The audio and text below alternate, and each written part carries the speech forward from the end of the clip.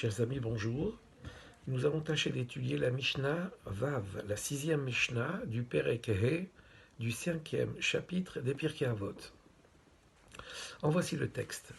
Asara devarim nivrehu be'erev Shabbat ben hashmashot vehelu en.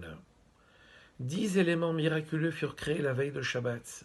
Au crépuscule, à la fin du 6e jour de la création, les voici.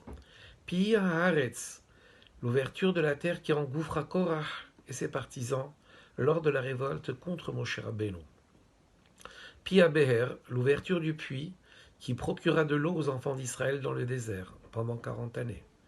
Pi Haaton, la bouche de l'ânesse qui parla à Bil'am. Hakeshet, l'arc-en-ciel qui apparut après le déluge. Haman, la manne que les enfants d'Israël mangèrent dans le désert pendant 40 ans également. Vehamate, le bâton que Moshe Rabbeinu utilisa pour accomplir des miracles. Vehashamir, le verre qui pouvait briser les pierres utilisées pour la construction du Beth Amikdash. Haketav, la forme écrite des lettres du Aleph Bet. Vehamirtav, l'écriture gravée des tables de la loi. Vehaluchot, et les premières tables de la loi. La Mishnah continue en disant Yesh Omrim. Certains disent Af Hamazikim, même les esprits destructeurs ont été créés ben hashmashot au crépuscule. Ve'af tzvat bitzvat rasuya, et même la première paire de pinces, indispensable pour former d'autres pinces. Hachem créa la première paire de pinces afin que l'homme puisse en créer d'autres. C'est tout simplement ici la permission ou la possibilité qu'Hachem donna à l'homme de pouvoir créer à partir de l'existant. Bien, quelques enseignements à propos de cette Mishnah-là.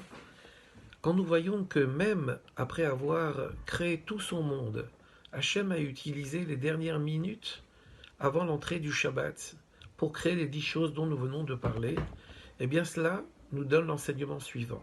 C'est que nous aussi, à l'image de Hachem, nous devons faire en sorte que pas une minute, pas une seconde ne soit perdue du temps qui nous est imparti dans la journée, dans notre vie.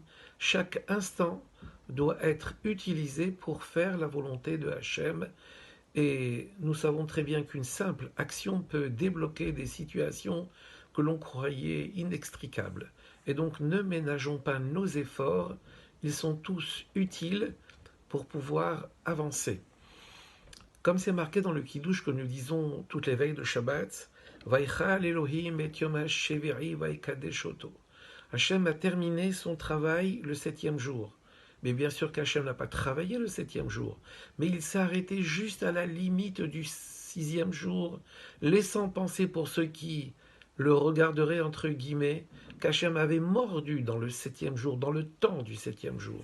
Or cela certainement pas, bien sûr, mais cet enseignement va dans le même sens que le précédent, c'est-à-dire que nous devons utiliser chaque instant de nos vies pour pouvoir le rendre le plus utile possible. Dans cette Mishnah également, il était marqué que l'écriture était gravée dans les tables de la loi.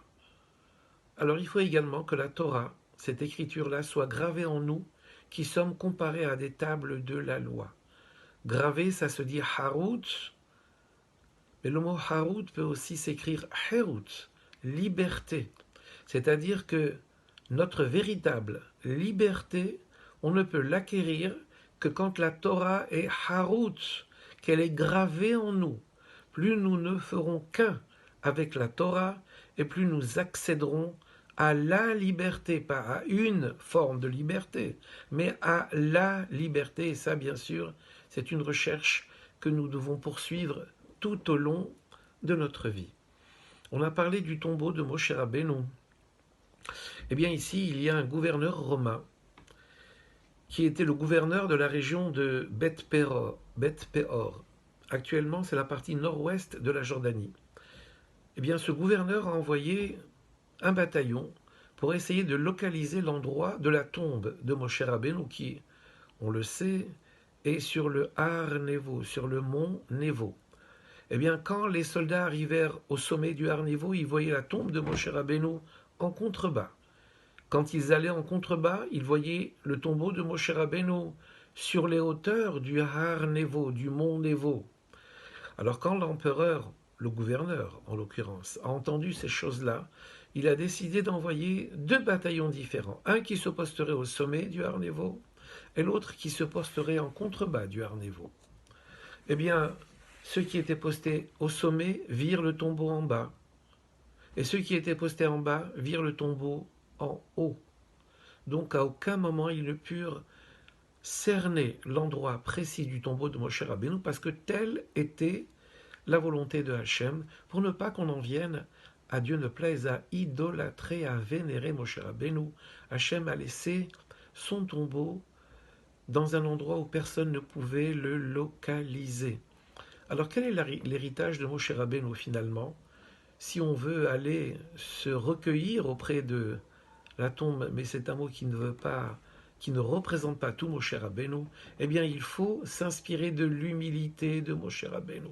Et il faut s'inspirer de la ligne de défense de Moshe Rabbeinu qui faisait tout pour acquitter Israël dans le jugement, comme le faisait Rabbi Shimon Bar Yochai. Très bonne Iloula.